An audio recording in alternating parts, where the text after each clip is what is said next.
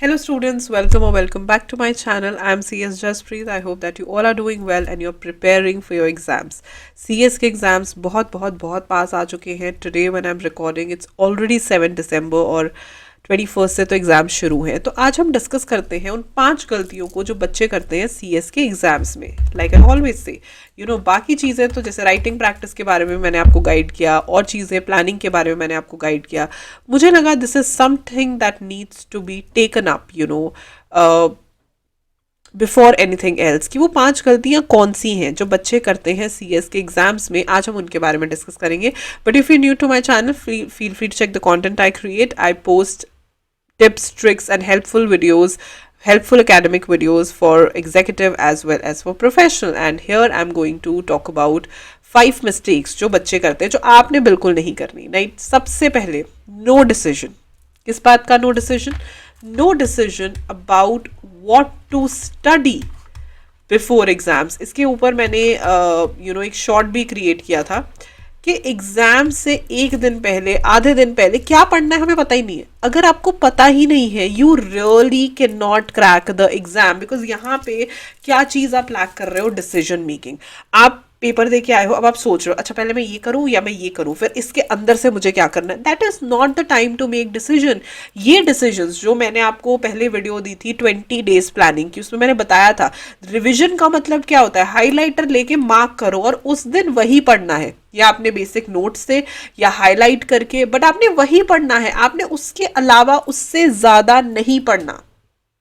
It's like know decision कि क्या पढ़ना है, एग्जाम से पहले क्या पढ़ना है. इसका जब फैसला आपके पास नहीं होता तो नॉर्मली बच्चे आधा सिलेबस करके जाते हैं, आधा छूट जाता है, वहां पे भी प्रॉपरली परफॉर्म नहीं कर पाते क्योंकि पहले टाइम मैनेजमेंट बराबर से नहीं करी होती. तो पहले ही डिसीजन कर लो कि भाई क्या क्या चीज़ें हमने एग्जाम वाले दिन पढ़नी है, अपने नोट्स में से क्या क्या चीज़ें पढ़नी है, हाईलाइटेड पोर्शंस क्या क्या पढ़ने, और तभी आप सारा कुछ कवर कर पाओगे. I be very honest and open. तभी आप सारा सिलेबस कवर कर पाओगे जब आप प्री डिसाइडेड हो कि मुझे क्या क्या पढ़ना है. नंबर 1.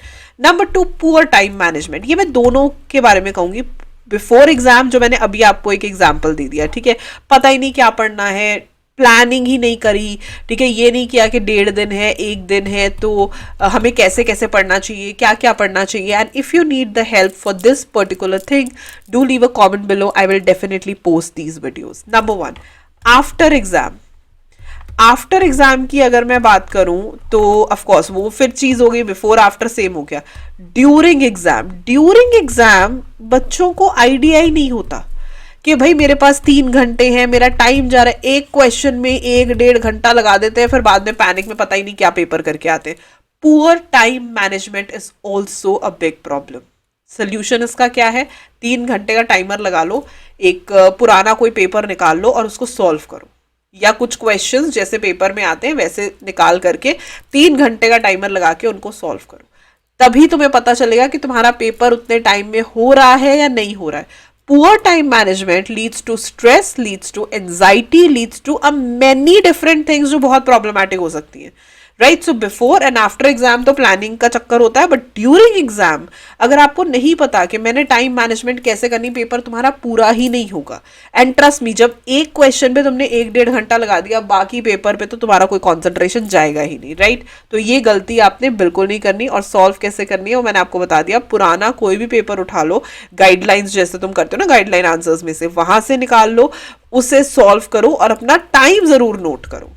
Third, unnecessary discussions. इसको मैं कहती हूँ आओ बहन चुगली करें या आओ भाई चुगली करें. ठीक है. अब बच्चों को क्या गंदी आदतें होती है ना, पहुंच जाएंगे सेंटर में और फिर डिस्कस करेंगे, अरे तूने ये किया, अरे वो वाला टॉपिक किया, अरे फलाना टॉपिक किया. Very bad. पेपर पूरा हुआ, बाहर आके इसका क्या आंसर, इसका क्या answer. Don't do all these things. Don't do. तुम्हारा काम है पेपर करना, तुमने कर दिया ना, एग्जामिनर तुम्हें चेक करके बता देगा कि क्या सही है क्या गलत है. But don't do such things कि अननेसेसरी तुम डिस्कशंस कर रहे हो कि ये कैसे करना है, वो कैसे करना है. ये जो चीजें होती है ना चुगलियों वाली, गॉसिप्स वाली, they are really really bad. They are really really bad. Gossips वाली चीजें, चुगली चुगली वाली चीजें, चुगली भी नहीं कहूंगी मैं उसको, मैं इसको ये कहूंगी कि डिस्कशंस हैं जिनका कोई फायदा नहीं है, ठीक है, let's put it out like that. खूब डिस्कस करो बच्चों के, तो लेकिन पेपर, पूरे पेपर खत्म होने के बाद खूब डिस्कस करो। इनफैक्ट उन वीडियोस को भी अवॉइड किया करो जो ये डालने के लिए आती है, आज का पेपर रिव्यू कैसा था। अगर टीचर ने बोल दिया या यूट्यूबर ने बोल दिया कि पेपर तो बहुत आसान था और तुम्हारा अच्छा नहीं हुआ, तो तुम्हारा मूड ऑफ हो जाएगा। अगर टीचर ने बोल दिया पेपर तो बहुत डिफिकल्ट था, तो भी अगर तुम्हारा अच्छा हुआ, तुम्हारा मूड ऑफ हो जाएगा कि अच्छा मेरे को फिर कैसे आसान लगा। Now here the problem is, ये जो अननेसेसरी डिस्कशंस है ये आपके मेंटल पीस को, आपकी प्लानिंग को, सब कुछ हिला देंगी। So don't do such unnecessary discussions, it's a request from my end. Okay, next है impact of one exam on another. एक पेपर अच्छा नहीं हुआ, अरे अब तो मेरा मन नहीं कर रहा, अब तो मैं फेल हो जाऊंगी, ऐसी एटीट्यूड मत रखो। या मैंने ऐसे भी बच्चों को सुना है, अरे वो अच्छा नहीं हो कोई बात नहीं, इसमें हम एग्जाम्शन ले आएंगे। एक पेपर हो गया ना, उसको भूल जाओ। We had this kind mentor kind of a person, वो भी CS थे, तो वो मुझे एक चीज बोलते होते थे। द अंकल यूज्ड टू से, ही यूज्ड टू से कि पेपर को ना फाड़ के आ जाया करो, वहीं पे एग्जाम सेंटर में फेंक के आ जाया करो, घर मत लेके आया करो, because then you don't only bring the paper. फिर तुमने डिस्कशन क्या कर ली, पेपर नहीं अच्छा हुआ तो उदास हो गए, रोने लग गए। I know it is painful, I know, मुझे पता है, लेकिन हमने कोशिश ये करनी है कि हमने हर पेपर को इंडिविजुअली देखना है।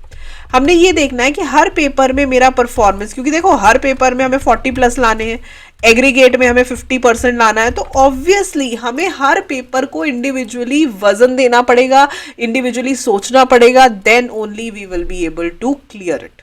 अदरवाइज तो तुम क्लियर ही नहीं कर पाओगे।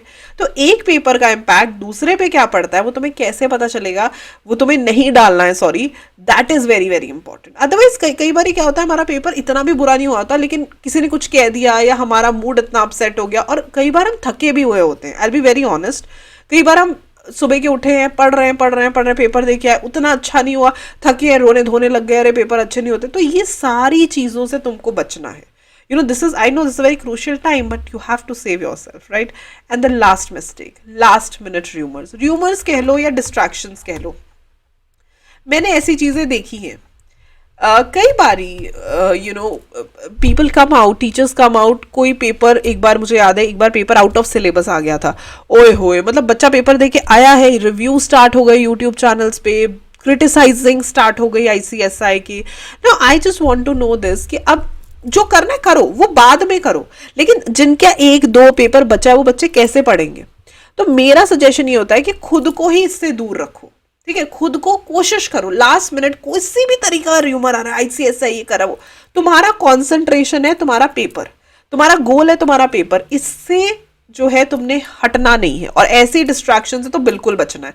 बच्चे हम पढ़ना बंद कर देंगे, हम ऐसे करेंगे, जो करना है करो, लेकिन बाद में करो, और हर चीज करने का तरीका है उसी तरीके से करो, but don't get carried away. बहुत बच्चे उसमें पता कौन से होते हैं, जो पेपर या तो दे नहीं रहे होते, या तो जिनका अटेम्प्ट बहुत लेट है, उनके चक्कर में जो पेपर दे रहे हैं उनका भी सारा जो है दिमाग हिल जाता है। So don't fall for such things, it's very very crucial time.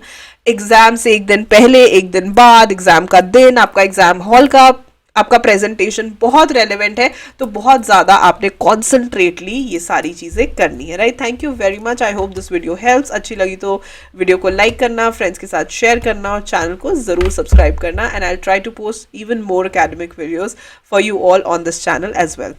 All the best. Bye bye.